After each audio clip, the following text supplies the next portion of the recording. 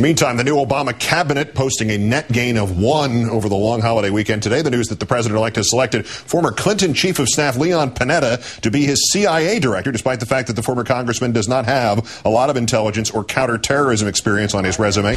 As CIA director, Mr. Panetta would report to retired four-star Admiral Dennis Blair, who is Obama's pick to be director of national intelligence. But subtract one nominee at Commerce. New Mexico Governor Bill Richardson, having withdrawn his name as expected as Commerce Secretary because of an investigation into allegations of corruption. At a news conference today, the governor expressing gratitude that he is not joining the ranks of America's unemployed. Yesterday, I was hurting over this decision. I lost a cabinet appointment, but I think we have to focus on what people are losing in this country. You know, the American people in New Mexico are losing jobs. They're losing their savings. They're losing their homes. That's the real tragedy. You know, mine is minor compared to that. For the latest on the cabinet, let's turn now to E.J. Dionne, the Washington Post columnist and senior fellow at the Brookings Institution. Good evening, E.J. Hi, Keith. Senator Feinstein, who's going to chair the Senate Select Committee on Intelligence, issued a statement this afternoon about Mr. Panetta and the CIA. Let me quote it. My position has consistently been that I believe the agency is best served by having an intelligence professional in charge at this time. When they asked Harry Reid a question about this selection, he basically ignored it, which would lead one to ask, is the Panetta nomination not necessarily in trouble, but troubled? Well, you know, you read the Feinstein statement and you said, ouch. She clearly was not happy about this. I was talking to somebody in the Obama apparatus this evening who said, you know, it was a lot easier to control information during the campaign than it is here in Washington.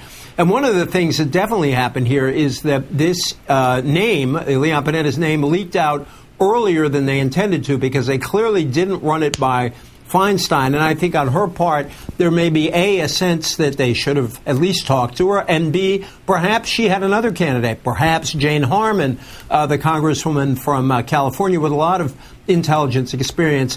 But I think when you look at where the CIA has been and the history of people who came to that agency out of politics, a lot of times an outsider and a political person has been successful. That building out there where the CIA is named after a guy who was a politician named George H.W. Bush. And so I think I doubt that Leon Panetta is in trouble for confirmation. So apart from that background, what is actually the motive in terms of giving him this? What is there on his resume that suggests he's the right man? Is it because he spoke out so unequivocally against torture?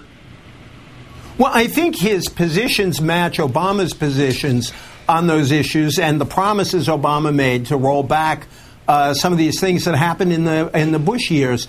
I also think that he was a White House chief of staff. He understands how presidents consume intelligence and what they need. And I think, furthermore, he is someone with a lot of respect from Republicans. He is a former Republican himself. So I think there is a sense that this is not a partisan pick. He is older, which the older I get makes you think it's about wisdom.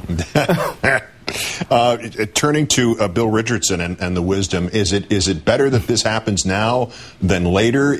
Why did it happen? How is it not seen as a threat when the appointment was originally announced?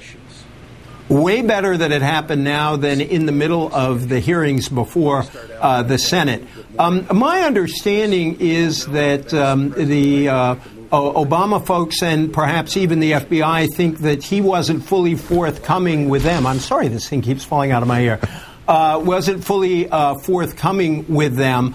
I had a Machiavellian theory, which an Obama person shot down, but I still like the theory that, you know, they named Richardson possibly knowing there was a problem, but Obama gets credit, A, for helping his friend, Bill Richardson, and B, for naming a Latino. And the fact that he's had to back out is not Obama's fault. So it's a peculiar kind of win-win for them, although it's not the kind of win they want to have regularly. E.J. Dionne of the Washington Post and the Brookings Institution. And by the way, earpiece problems also result from wisdom or are indicators thereof. I hope so. Thank you, Keith. Thanks, E.J. Happy New Year. You too.